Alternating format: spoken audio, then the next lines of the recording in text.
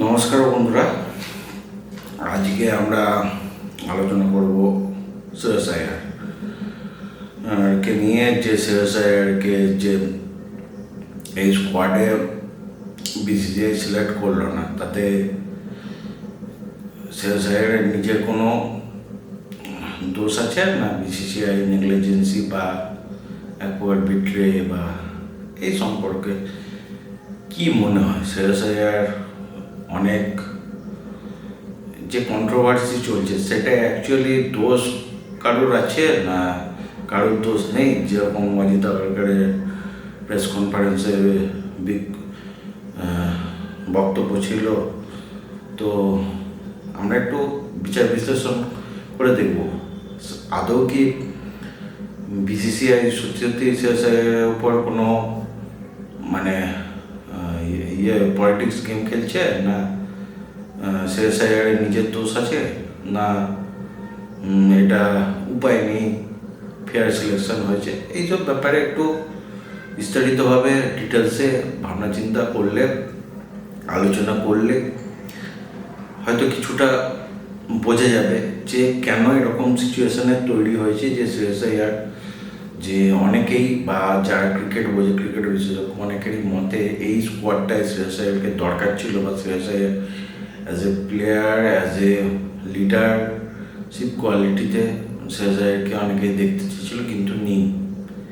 কারণটা কি, কোথা থেকে কি হয়েছে, কার কি দোষ আছে, সেটা নিয়ে একটু বিশ্লেষণ করে জানার চেষ্টা করব যে যদি কোনো প্রবলেম থেকে থাকে তো কোথায়, কিভাবে হয়েছে। তো প্রথমে শ্রেয়স আইয়ারের এই ব্যাপারটায় জানতে গেলে প্রথমে শ্রেয়স আইয়ার সম্পর্কে আমাদের একটু জেনে নিতে হবে। শ্রেয়স আইয়ার কীভাবে এই জায়গায় এলো, আজকে শ্রেয়স আইয়ারকে নিয়ে সবাই কথা বলছে, শ্রেয়স আইয়ার কোথা থেকে উঠলো, যতটা আমার নলেজে আছে বা আমি গুগল থেকে বা নানা রকম ইন্টারনেট ঘেটে যতটুকু আমার কাছে, সেই ব্যাপারে একটু নলেজ দেওয়ার চেষ্টা করব। প্রথম কথা, শ্রেয়স আইয়ার 2005 সালে শ্রেয়স আইয়ারের বাবা শ্রেয়স আইয়ারকে একটা একাডেমিতে নিয়ে যায়, সেখানে কোচিংয়ের জন্য একাডেমিতে নিয়ে যায়। সেখানে সিলেকশন, সেখানে কোচিংয়ের ট্রেনিংয়ের জন্য নিয়ে যায়। তো সেখানে একাডেমিতে যে কোচ ছিল সে বলে এই মুহূর্তে সিলেকশন হবে না, শ্রেয়স আইয়ার খুব ছোট, এখানে বড়রা খেলছে, বড়রা খেলে, তো আপনি নেক্সট বছর ট্রাই করবেন। তো ঠিক আছে, শ্রেয়স আইয়ার তার বাবা মন খারাপ হয়ে চলে আসে। এটা 2005 সালের ঘটনা। 2005 সালে মানে তাকে তার বাবা দেখে যে শ্রেয়স আইয়ার একদিন হঠাৎ করে দেখে শ্রেয়স আইয়ারের বাবা যে শ্রেয়স আইয়ার ভালো খেলাধুলা করছে, খেলতে পারে, তাই নিয়ে গেছে। তো যাই হোক, সেখানে কোচিংয়ে ভর্তি হলো না। তো তার সামনাসামনি মাঠে শ্রেয়স আইয়ার প্রতিদিন যে কোচিংয়ে ট্রেনিংয়ের সময় সেখানে খেলতে শুরু করে। সেখানে বড় ছেলেরাও খেলতো। এর মধ্যে এই খেলার সময় সেখানকার কোচিং প্যানেলও সেই ট্রেনিং সেন্টারে চেঞ্জ হয়। প্রবীণ আমরা সবাই নামটা সম্পর্কে অবগত আছি। প্রবীণ আমরা নতুন কোচ হিসাবে সেই ট্রেনিং সেন্টারে আসে। প্রবীণ আমরের প্রথম চোখ পড়ে শ্রেয়স আইয়ারের প্রতি, এবং সে দেখে ইজিলি একটা ছেলে তার থেকে বড় ছেলেদের বলে বা একটু আপার লেভেলে যে সঙ্গে কম্পেয়ার করে ভালো খেলছে, আগামী দিনে আরও ভালো খেলতে পারবে। তো সেখান থেকে প্রবীণ আমরা তাকে পিক করে এবং তাকে কোচিং দেওয়া শুরু করে। পরবর্তীকালে শ্রেয়স আইয়ার আন্ডার-12, আন্ডার-14 ভালো খেলে, আন্ডার-16ও ভালো খেলে, এবং 2014 সালে আন্ডার-19 টিমে পিক। তার আগে কিন্তু শ্রেয়স আইয়ার মোটামুটি আন্ডার-14, আন্ডার-16 লেভেলে ভালো খেলেছে এবং আন্ডার-19 পিক হওয়ার মতো যথেষ্ট কোয়ালিটি দেখিয়ে দিয়েছে যে সে আগামী দিনে আন্ডার-19 টিমে এবং পরবর্তীকালে সিনিয়র টিমে ভালো ভবিষ্যৎ, এরকম একটা প্রসপেক্ট, ফিউচার প্রসপেক্ট ভালো দেখিয়েছে। আন্ডার-19 2014 সালে পিক হয়েছে।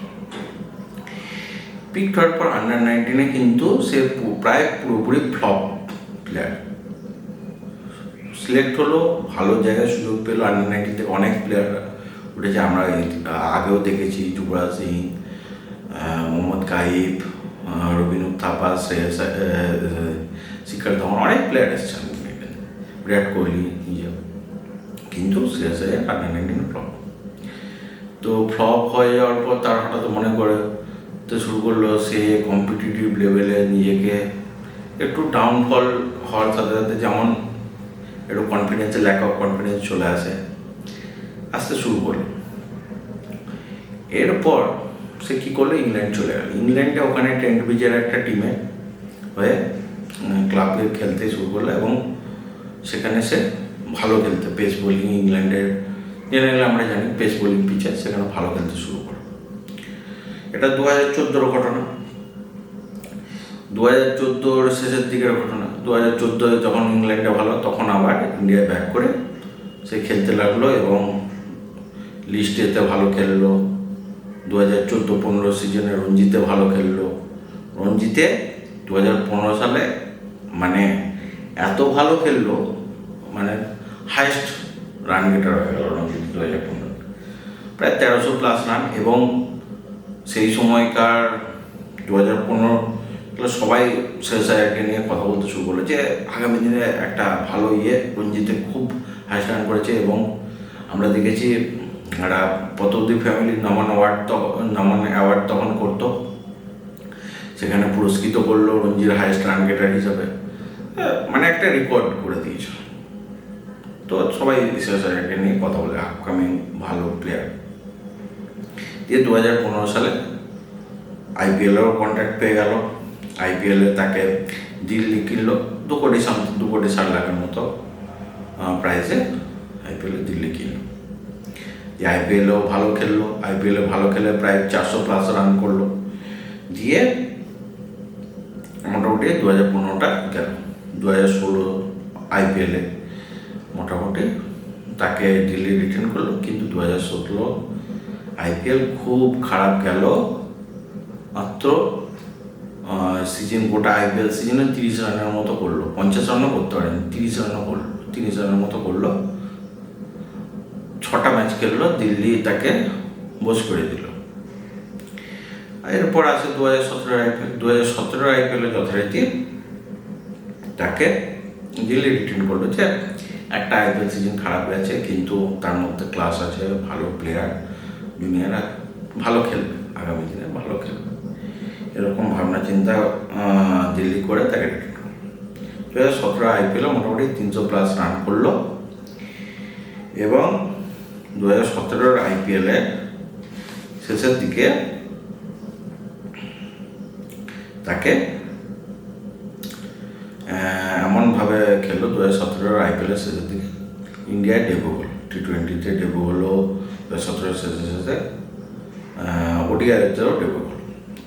2018-তে মোটামুটি 4 দিকে শ্রেয়াস আয়ারের নাম হলো যে আগামী দিনে ক্যাপ্টেন হতে পারে, এরকম হলো। আইপিএলে যথারীতি দিল্লি তাকে রিটার্ন করল। এবার 2018 আইপিএলের আগে তার তাকে দিল্লি মোটামুটি ক্যাপ্টেন করবার ভাবনা চিন্তা নিল। 2018 আইপিএলের অপশনে, মানে আইপিএলের আগে যে অপশন হলো সেখানে ডিসি তাকে রিটার্ন করলো এবং গৌতম গম্ভীরকে প্রথমে ক্যাপ্টেন করে এনেছিল। গৌতম গম্ভীর কয়েকটা ম্যাচ পরে অবসর ঘোষণা করার পর তাকে এবং গৌতম গম্ভীরের পরামর্শতে দিল্লিতে ক্যাপ্টেন করলো। তখন কোচ সম্ভবত রিকি পন্টিং ছিল। আয়ারকে ক্যাপ্টেন করলো এবং আয়ার মোটামুটি ভালোই খেললো এবং ক্যাপ্টেনের পরের ম্যাচে একটা 90 রানের মতো ইনিংস খেললো, হায়ার স্ট্রাইক রেট, এবং টিমটা প্রায় টুর্নামেন্ট থেকে ছিটকে যাচ্ছিল এবং সেই জায়গা থেকে মোটামুটি একটা করলো যে ক্যাপ্টেন্সি দাবিদার আছে, এইরকম ভাবনা চিন্তা করলো। এই গেল 2018 খেললো। 2018 পর 19 গোটা সারা বছরটা মানে 2018 মিড সিজনে ক্যাপ্টেন হয়েছিল, 2019টা পুরোটা দিল, মোটামুটি এভারেজ খেললো, দিল্লি পারফরমেন্স করে দেখা গেল যে শ্রেয়াস আইয়ার এবং তার সাথে ঋষভ পান্ত ওই টিমটাই ছিল। ইয়ংস্টার ভালো খেলছে, কিছু জায়গায় কিছু চেঞ্জেসের দরকার, চেঞ্জেস করতে পারলে টিমটা ভালো করতে পারলে, টিমটা তখন অত বেশি ইয়ংস্টার ছিল, চেঞ্জ করলে যে টিমটা ভালো।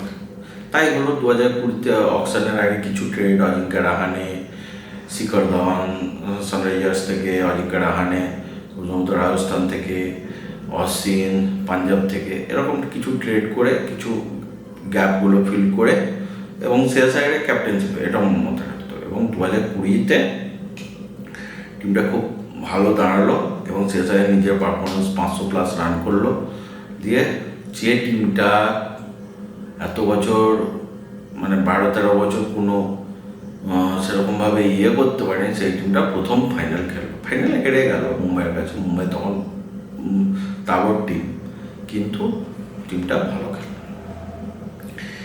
তখন বোঝা গেল যে Shreyas Iyer as a player তো ভালো, তার সাথে সাথে একটা লিডারশিপ, ক্যাপ্টেনশিপ, ভালো প্লেয়ার। এই নিয়ে সবাই কথা বলতে শুরু করলো যে আগামী দিনে এই প্লেয়ারটাকে সবাই ক্যাপ্টেন হিসেবেও ভাবতে পারে। গেল এই করতে করতে 2020-এ ফাইনাল খেলবো, 2021-এ ইন্ডিয়ান টিমে যথারীতি প্রথমত অস্ট্রেলিয়ার সঙ্গে সিরিজ ছিল। অস্ট্রেলিয়ার সঙ্গে সিরিজ খেলতে গিয়ে বাউন্ডারি লাইনের কাছে ফিল্ডিং করতে গিয়ে ইনজিওর্ড হলো। সবাই ভাবলো 1-2 ম্যাচের প্রবলেম হবে, ইনজিওর্ড হয়েছে, কিন্তু পরে টেস্ট করে বোঝা গেল যে তার শোল্ডার ডিসলোকেট হয়েছে। তো দিয়ে প্রায় ডাক্তারদের পরামর্শ অনুযায়ী ফিটনেস টেস্ট হওয়ার পর ডাক্তার পরামর্শ নিয়ে প্রায় 6 মাস ক্রিকেট থেকে বাদ হয়ে গেল। এবং এর মধ্যেই 2021 সালে IPL শুরু হয়। প্রথম দিকে না থাকলে আসবে করে প্রথমে ডিসি মানে দিল্লি, তখন ডেয়ারডেভিল ছিল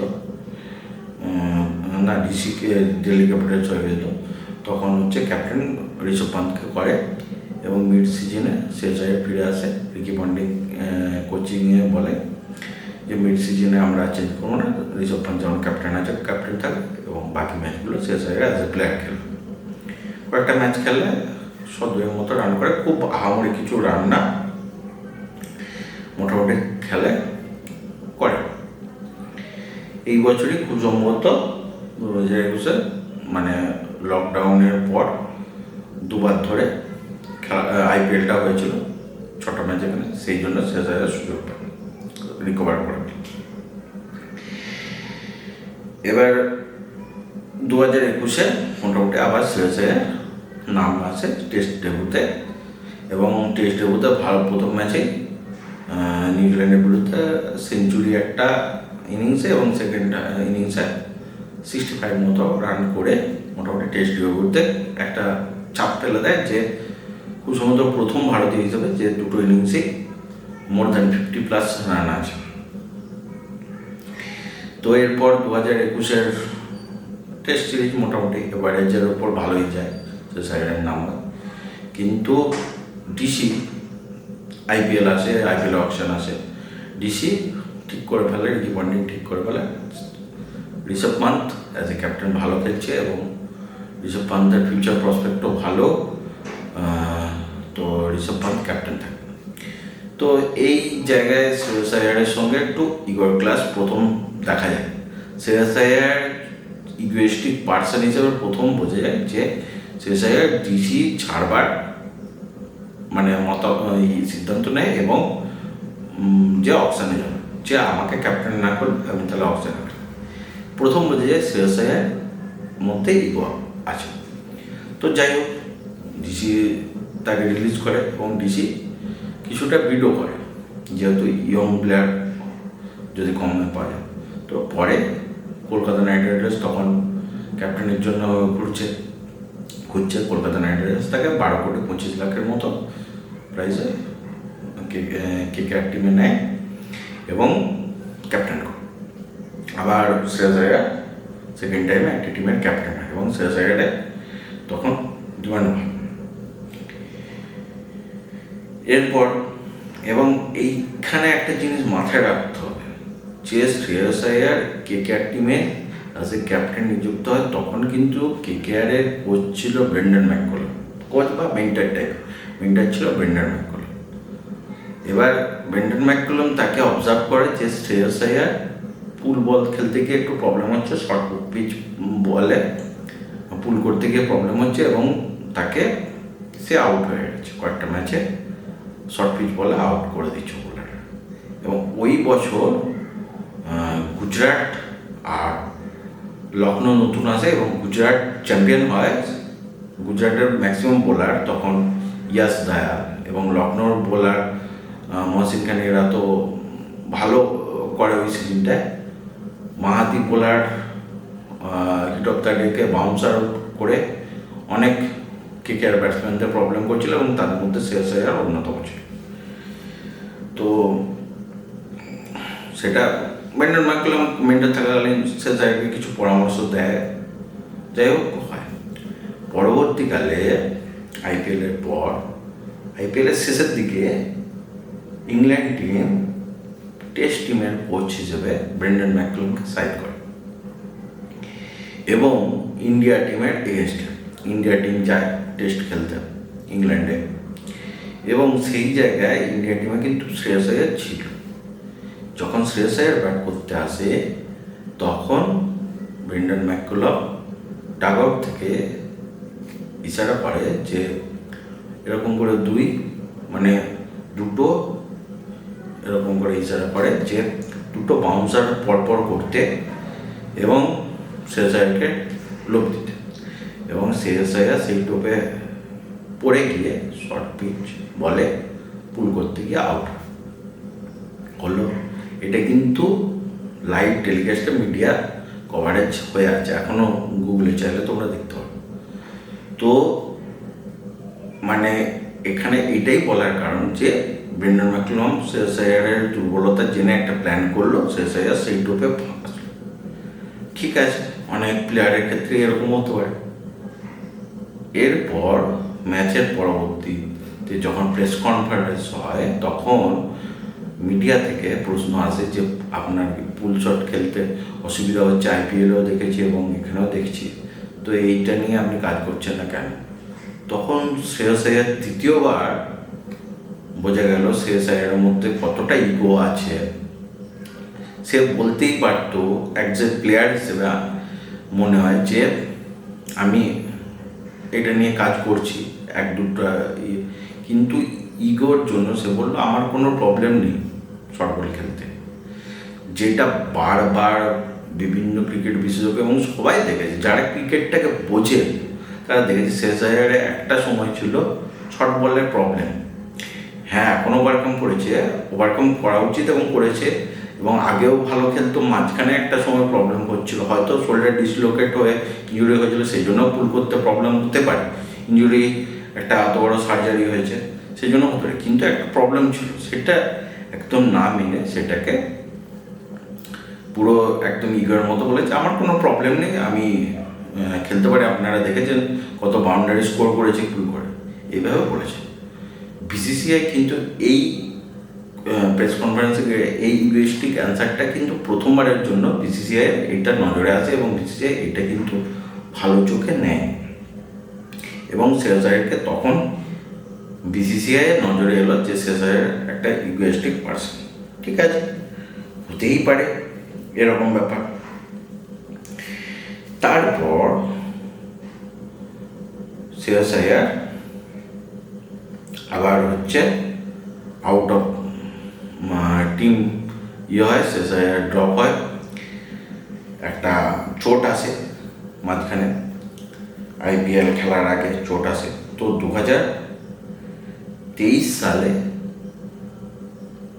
অনেকটা টাইম, 6 মাসের জায়গায় প্রায় কেকেআর ওয়েট করে যে আসবে আইপিএলের আগে ফিট হয়ে যাবে, কিন্তু আইপিএলে ফিট হতে পারে না, তার জায়গায়